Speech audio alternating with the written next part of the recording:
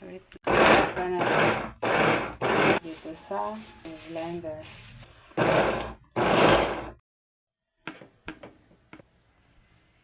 Ayun na, ano na, filter pa lang ay dito flour. Ayan, halo-haloin lang natin ito. Gagawin lang natin ito, i-mash lang natin. Ang sugar ko ay 1/2 cup.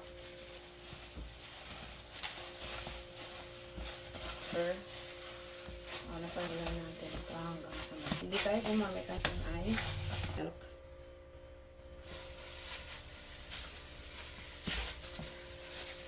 Gawin natin yan. Yung mga lang natin, hahaluin lang natin ito. Parang ito.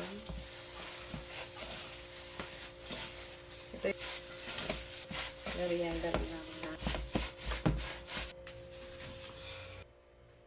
Para may aroma siya. Plastic. Magbabalot na siya. Ready. Lang natin ito. Cheese. Yung loob. Tapos ganyan. Sa matapos na ganyan. Tapos lahat. May ulitin lang natin hanggang sa matapos lahat. Ito na lahat. Heat na yung aking preheated oven. 5 minutes. 185 yung kanyang init. Temperature.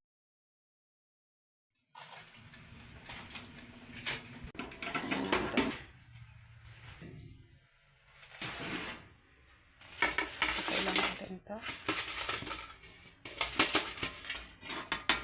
Kasi may yung ating breakfast bread.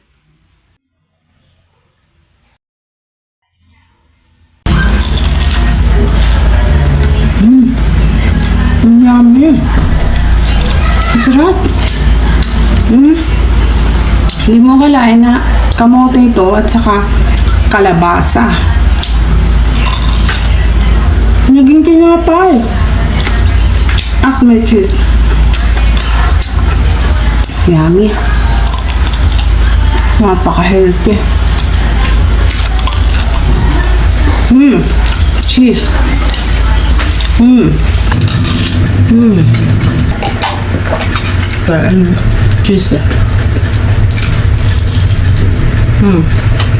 Cheese. At magugustuhan to ng mga kids.